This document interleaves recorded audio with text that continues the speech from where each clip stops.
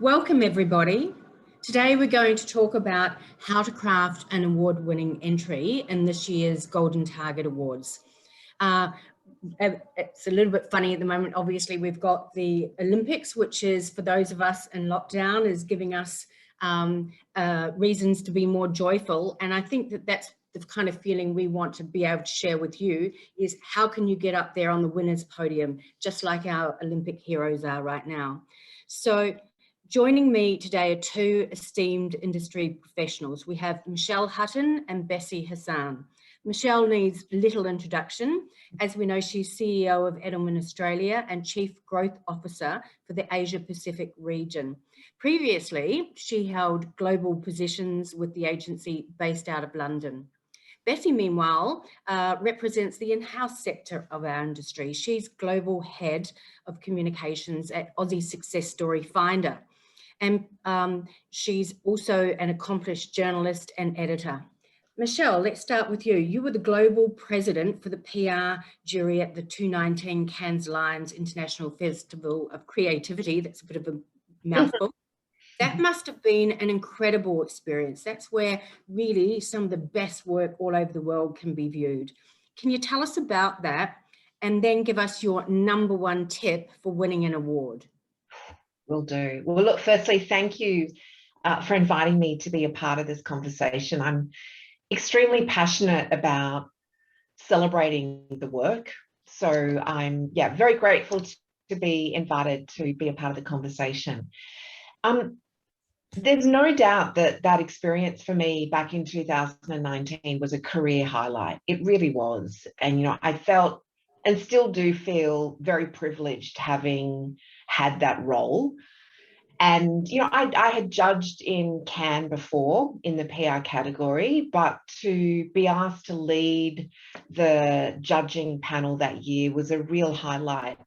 You know, I think that celebrating creativity and celebrating our work is so important for professionals all around the world. So yeah, I could talk for hours about my experience in doing that. But my number one tip for any entry, whether it's in a creative festival or whether it's in a PR awards program, is this: keep it simple.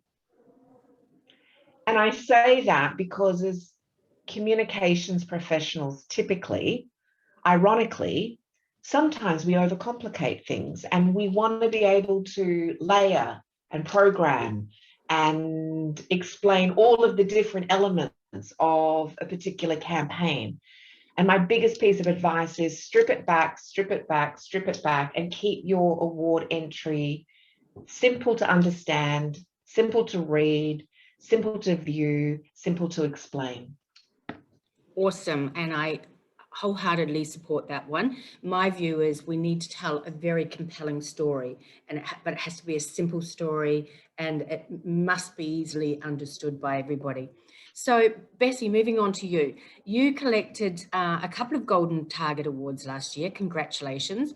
And you also won Mumbrella's Public Relations and Communications Professional of the Year in 2019, which is a fantastic achievement. Go you. Okay. So tell us about your experience and give us your top tip for how to win an award.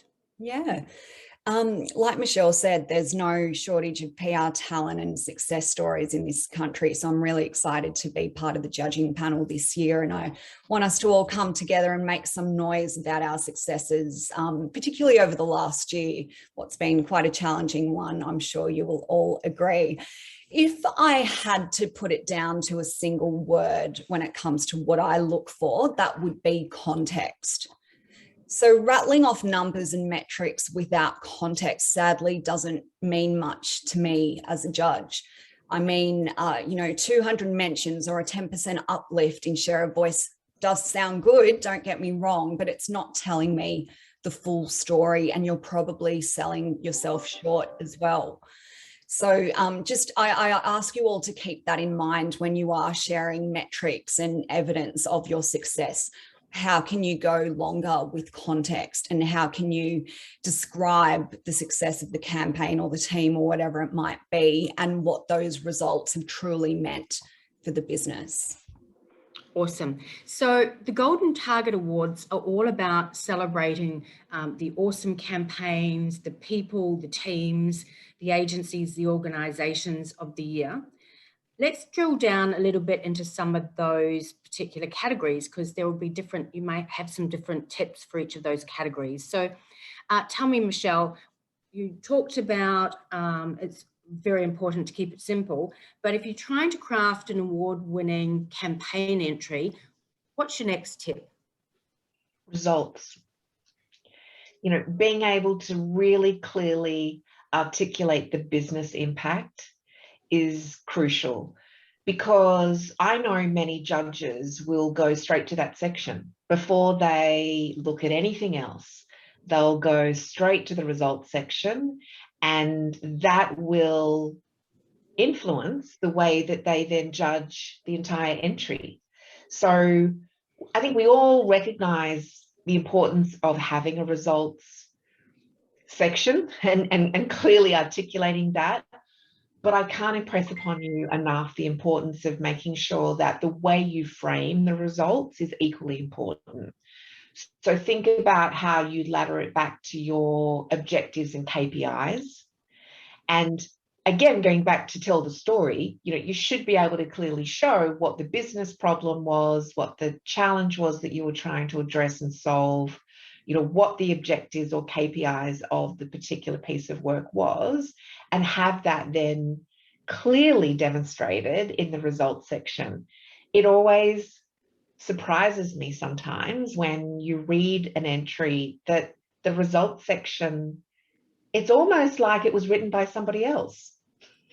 And perhaps it was, you know. So again, being able to carefully craft the story throughout, but making sure that that results section is foundational. So it's all about how you move the needle, really, isn't it, Michelle? Absolutely. Business impact, business impact. That's what it's about. Awesome. And Bessie, because you've won a couple of awards in this space, what tip do you have that you can share?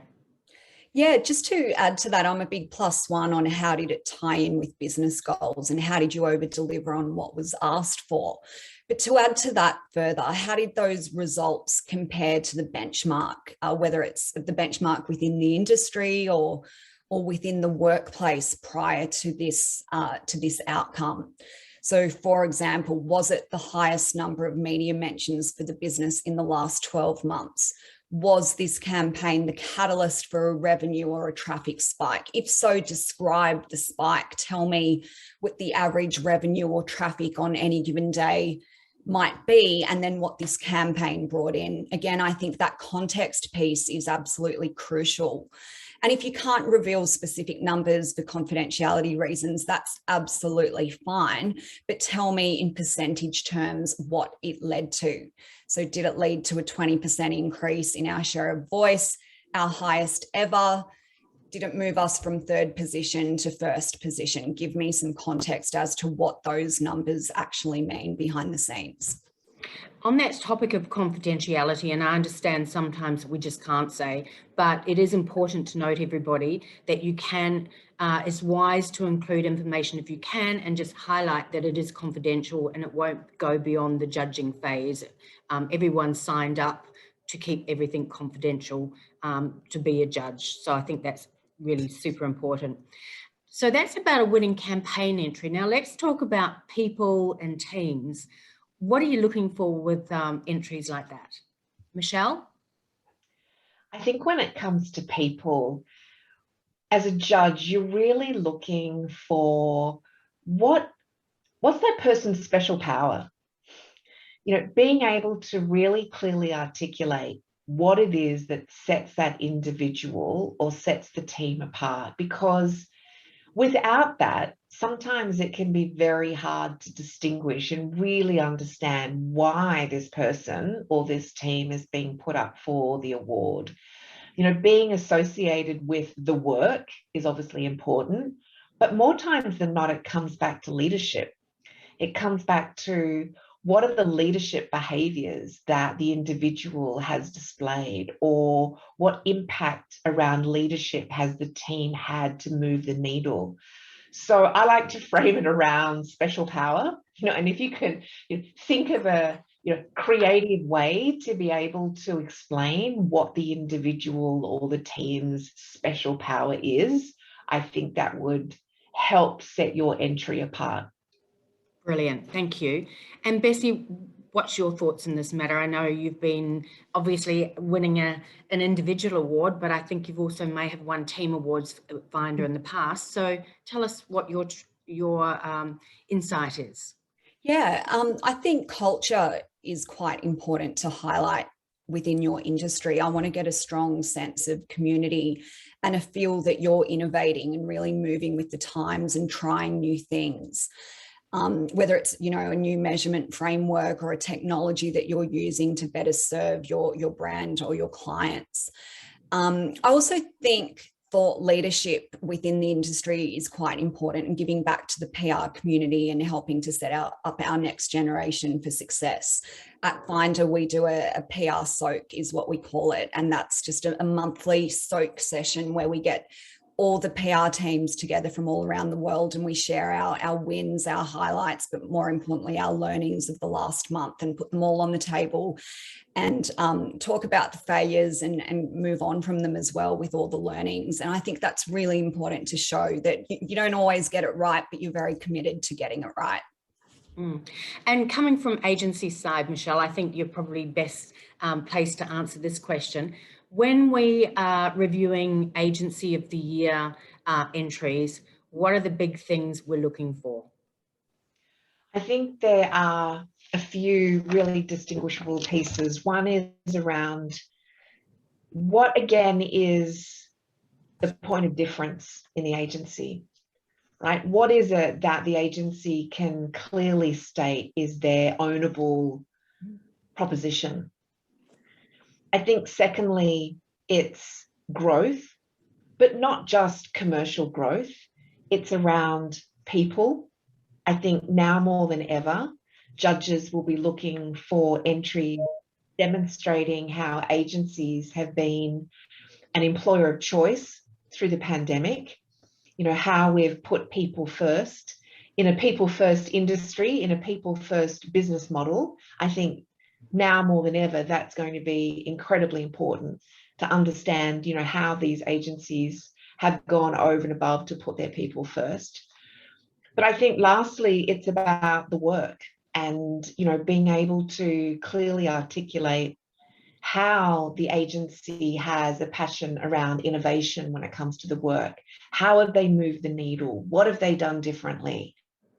So it's not just about case studies and business impact. It's really demonstrating what's the business model behind that you're building that is moving the industry forward. How are you building the next generation of leaders?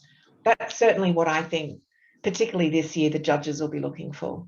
Absolutely, for sure. I think you nailed it there. Okay, so let's move on to more tips and tricks. I'd like to really address, I guess, get a little bit more nitty gritty. How do you actually go about getting started with an award submission? What advice have you got to actually be able to nail that story and turn it into something really compelling? Bessie, what's your thoughts on that? Yeah, I think, it's one of the few times in PR actually where you're not required to go above and beyond. But what I mean by that is don't get carried away and write all this extra information that is not being asked for, because you then risk not answering the criteria. The clues are all there in front of you. It's all in the criteria. Read this 3 times before you even attempt to draft up that section. And give yourself plenty of time. I always say to the team, let's have the first draft at least a week out from submission date, just to make sure we can spend that final week sending it around to each other, rereading it and really finessing it to try and get it right. Criteria, context, and connection to the brand are the 3 things that I think are really important to look for. Talked a lot about criteria and context. Connection to the brand is also really important. I don't just want to see outputs. I want to see how you're embedded, I guess, in the brand and how you're working as an extension of the brand's mission and purpose. Awesome. And what's your thoughts on the matter, Michelle? I think some tips would be, one, and I alluded to this before, don't have a cast of thousands writing the entry because it shows, right? The more you can have, ideally, one person writing the entry, you get consistent storytelling. And I think that's incredibly important. You know, Bessie touched on this, but also have a group of senior reviewers, and that's their role. So not to necessarily edit or to write a different section, they're there to critique and review and make the entry better. I think that understanding the weighting around the criteria is incredibly important. It's like doing, you know, a uni essay back in the day. You know, it's understanding how you're going to get the marks, because there is a formula for it. And the more you understand the formula, the more you make sure that you tick all of the right boxes, the more marks you will get. And then my last point would be past entries. I mean, there is a phenomenal curation of brilliant past entries and work that I know Priya makes available. So lean in, everybody, and understand, you know, what has made a great winning entry in the past. Okay. How important do you think case films are, case study films, Michelle? Because obviously, having judged at Cannes, you would have, you have to have a case film if you're going to enter that competition. And same with a lot of the international award shows that I've judged. Everything comes back to the case film. Plus, in my view, it also gives you something you can use in your credentials. We don't see them that often here in Australia. Is that something you'd like to see more of? It's a huge miss. It's a huge miss not including a case film. I think, and like you, I've seen some great case films and I've seen some not so great case films. And there is an art to it. There's no doubt about it. And, you know, one of my biggest frustrations is when I hear entrants say, I can't afford to produce a case film. We can't afford to produce a case film. I really challenge that in today's world, because if we as communications professionals can't produce video content, I think we have a bigger problem, is my view. So I think we're going to take that excuse off the table. I think case films are incredibly powerful. It's a discipline that you need to ingrain in your teams, whether you're client side or agency side. You finish a project, producing a case film should be part of the work process. And I know, and Bessie, you'd have a view on this, but more times than not, clients love a case film, because that then can be showcased internally for the client team. So yes, yes, yes to a case film, please. Yeah, they're kind of a key marketing investment. I see them, as opposed to I can't afford to, can you afford not to? Because you can use them in so many fantastic ways to market yourself, as well as to win an award, because it can be often the case film that might just nudge you over into that winning spot. Oh yeah. I mean, I've had examples in jury rooms where literally some of the jurors have said, there's been a really heated discussion, you know, about a piece of work, and someone will say, you know what, can we just see that case film again from entrant X, Y, and Z? Because we just need some, you know, lighthearted relief again. And case films can sway jurors around a particular piece of work. It really can. Emotive storytelling can help sway a juror's point of view around a piece of work. I've seen it time and time again. I think that's a key word you just used, was emotive. Often I see award entries and it's not just maybe they told the story, but they didn't actually sell the story. They didn't sell. They didn't make it emotive. They didn't make it dramatic. They didn't give us the context in a dramatic way that Bessie's talking about. So anyone who's watching now, please take that into account when you are putting your entry together. And Bessie, tell me, what's your thinking around testimonials? Because obviously within teams and people and Agency of the Year awards, testimonials do play quite a key role in that. Yes. What's your thinking around that? Yeah, they are definitely a key part there. I usually limit it to one internal testimonial from the founder or from the director, and then I'll go with 2 external. I just find that if, others can kind of toot your horn a little bit from outside of the business, that just adds a little bit of weight. I always, I ask them to write it, but there are several ways that you can get them to agree to do it as well. Like you can interview them on the phone, have something that you send their way for approval, etc. I think diversity in those people is quite important as well. So, for example, you don't want to just go to 3 journalists or 3 print journalists. It could be good to mix it up with, a founder, a TV producer, and then a news journo as well, just to get a good mix. Yeah, and from an agency perspective, Michelle, because obviously when we're submitting entries and putting in testimonials, we would probably favour clients strongly in the mix, wouldn't we? We do, but I think to Bessie's point, diversification of testimonials for agencies is equally important. And, the more voices that you can have validating your entry, the better. So I'd encourage everybody to think a bit more creatively about the testimonials and, whether it be, well, clearly journalists, but perhaps other stakeholders. Wouldn't it be great if an agency could have a client-side testimonial, but not perhaps the more obvious one, over and above the direct client? Maybe it's someone from the C-suite, maybe it's a board director, maybe it's, I think we need to think more creatively about that context piece that Bessie said up front.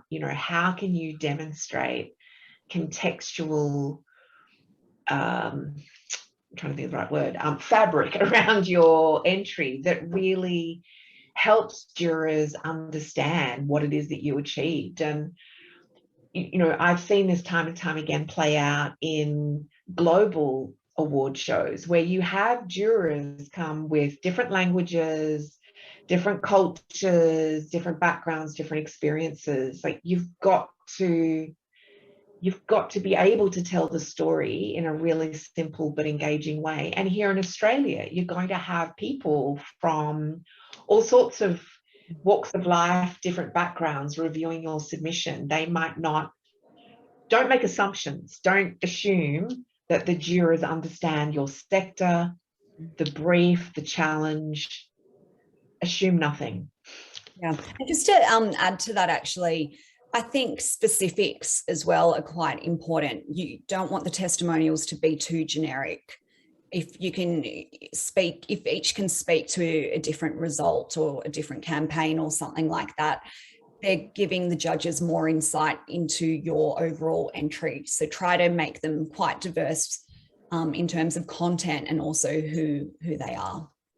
And a final tip there would be to make sure that they support your overall story that you're telling. So they should be bringing that to life from a third-party endorsement perspective. That's kind of what judges are looking for there. So I really just want to touch on one last thing for now, and then we can open it up to questions, I guess.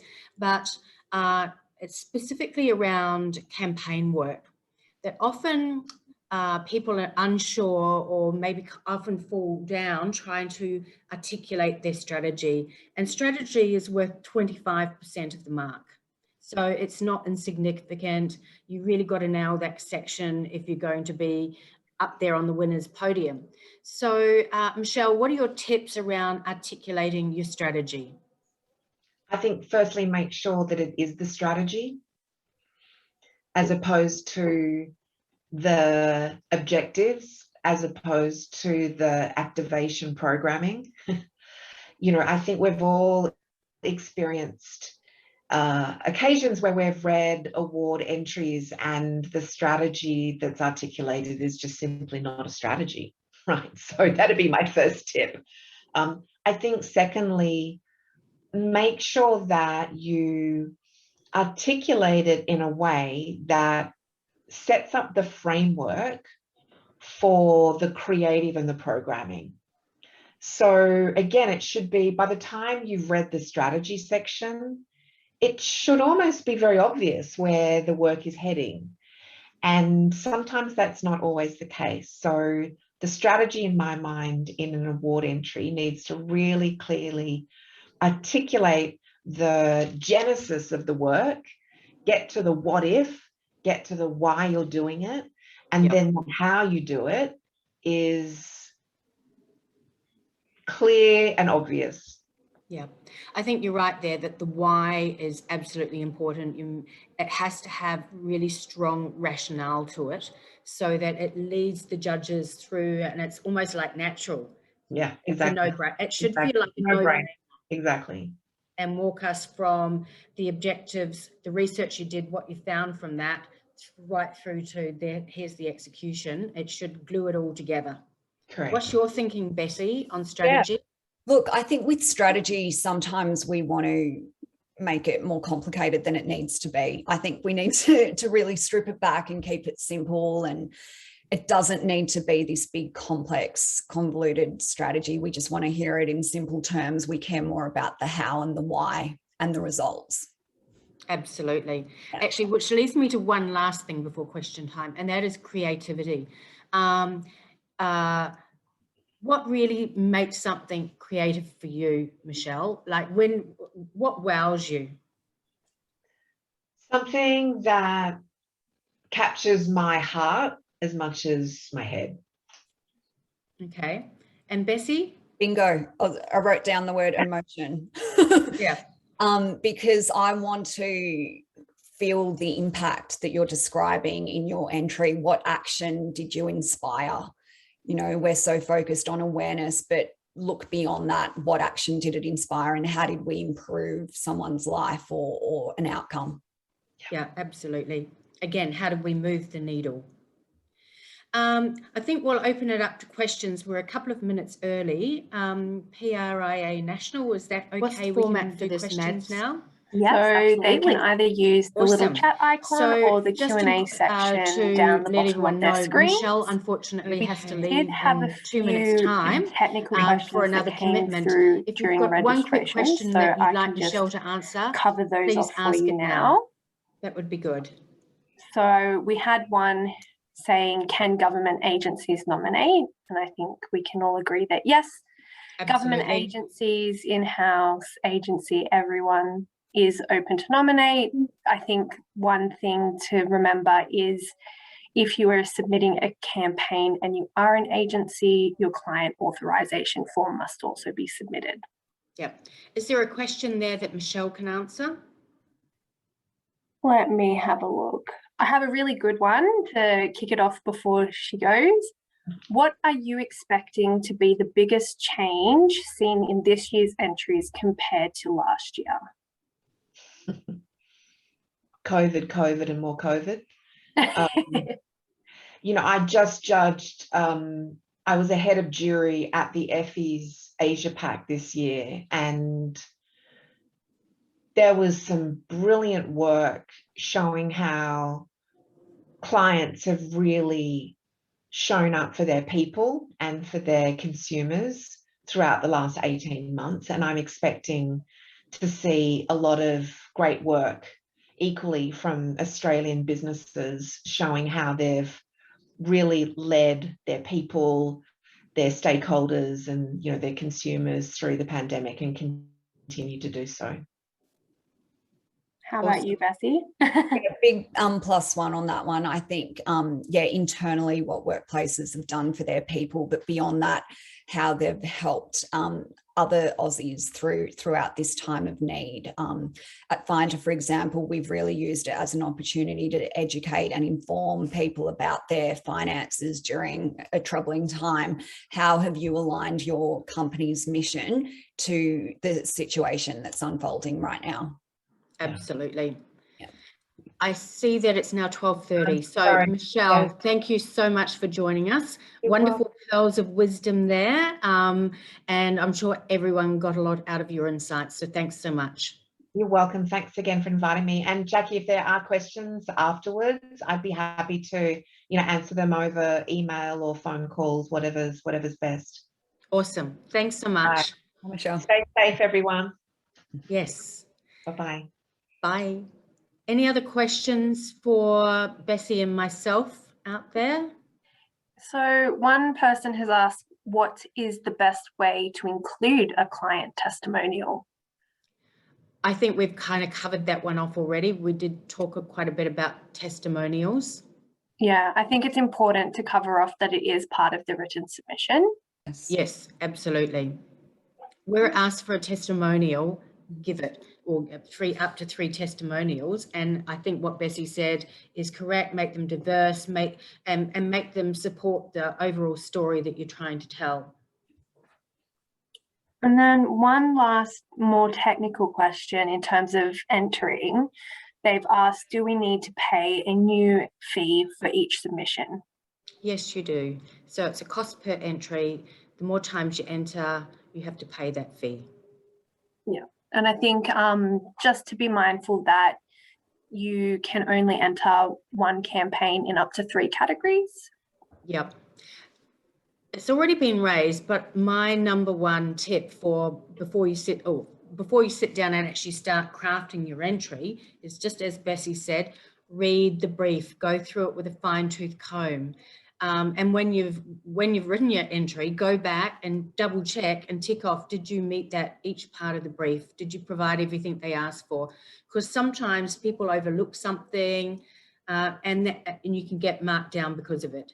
For example, within Agency of the Year, for example, you need to have a statement from your accountant that or CFO or whatever you have, that the figures you have provided are correct. Sometimes people just miss that, so you get marked down for it. So always absolutely vital to read the brief over and over again and check it off and make sure you've met it. Wonderful. That covers the questions we've received. I'll leave it open for a couple more minutes if anyone has a question they want to ask live. Otherwise, I think we're safe to wrap up.